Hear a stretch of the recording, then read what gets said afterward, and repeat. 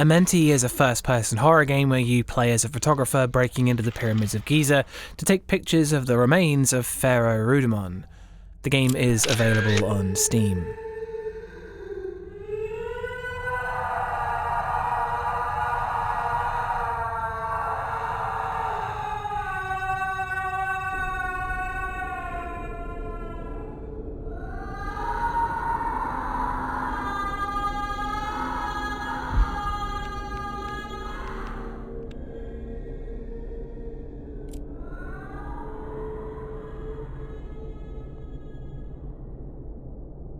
Atmosphere. Whilst outwardly impressive, once you get inside the pyramids of Giza, there's an electric feeling like you're being watched, maybe by the ancient murals that look down at you as you creep through the darkness.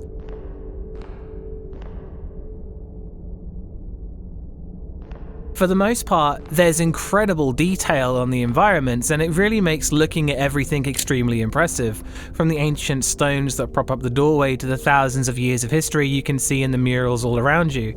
Some of them are eerie looking at you as you snap pictures of them, and the game's lighting really adds to this foreboding feel.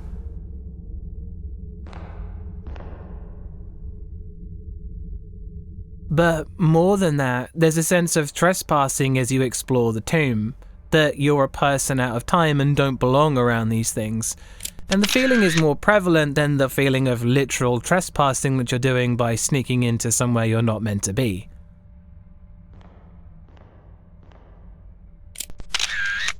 The flashlight works extremely well to not really illuminate distant objects, but more allow for things to come into view sooner, which still adds this vague sense of dread as you drag the light cone across the room and wait to land on something you don't want to see.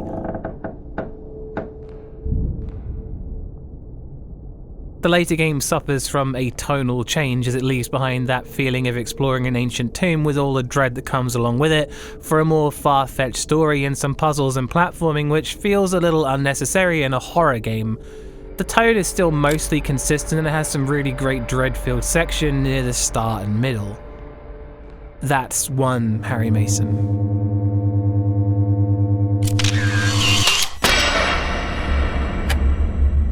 Scares.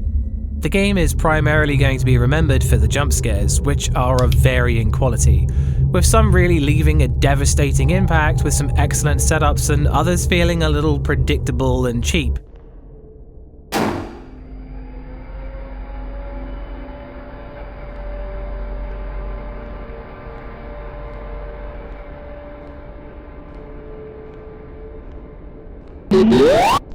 There are also some that were more inadvertently funny than any kind of frightening the game might have been going for, with Rudamon leaning in to blow out a candle like we walked in on his birthday party. There are some smaller jumps and scripted events that are at best unnerving and that keep you on your toes as you walk around. Most of these were fine, if unremarkable. One thing the game did incredibly well was the eerie moans and pained wailing that absolutely pierce the near-deathly silence you hear as you walk the chambers of the pyramid. There's a feeling that something is going to come shambling out of the darkness at you, pushing the dread to an all-time high, but the game doesn't really capitalize on it.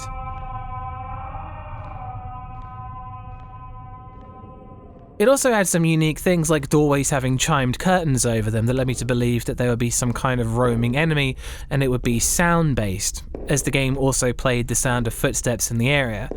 But again, it never really utilised the things it felt like it was building up towards.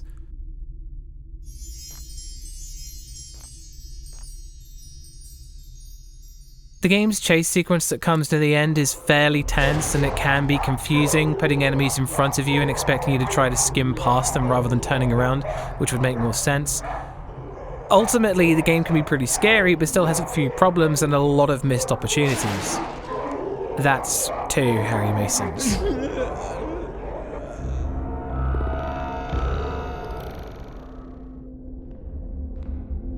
Sound design.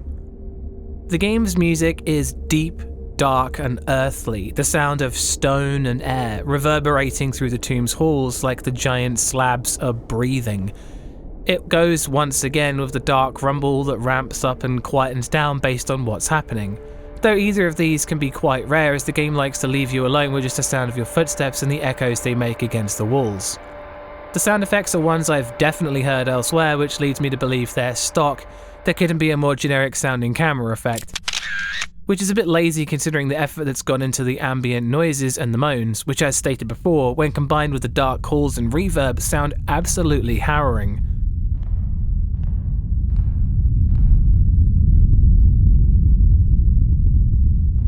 There's no real voice acting, but the game's reverb worked really well.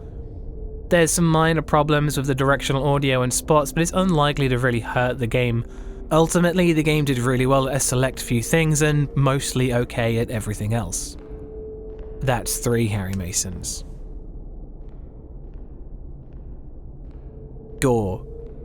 The game doesn't really have much gore, being in an ancient tomb, which makes sense, but contains a single body that's done so well that it's unpleasant to gaze at. Thanks to the passage of time, it's impressively done. The game logically didn't need any more than this, and it's a single moment that stands out well enough.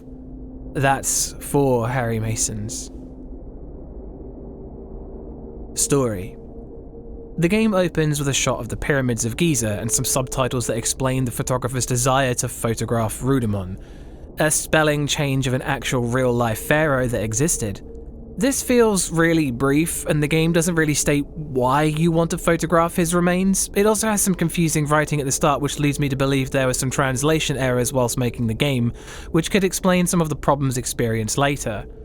The game follows the stories of previous explorers Henry Caldwell, who is also a person who supposedly existed, as they explored the tomb and recall through diary entries to things they uncovered about Rudamon.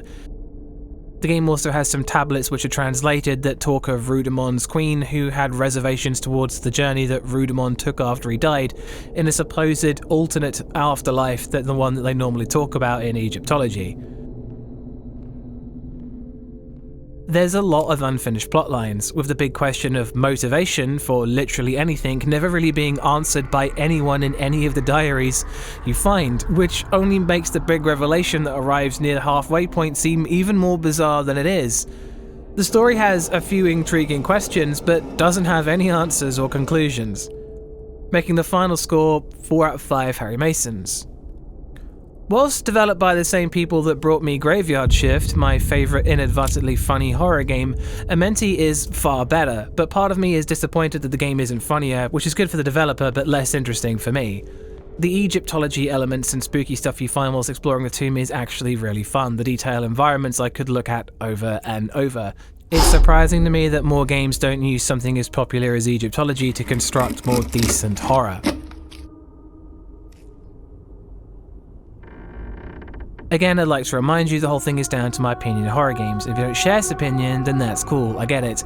I'd like to point out that whilst I now share the tomb with Rudamon, I didn't touch the murals and advise you don't either. There'll be more horror reviews in the pipeline, and thanks for watching. Let's go check out Bumps in the middle of the night. Peace.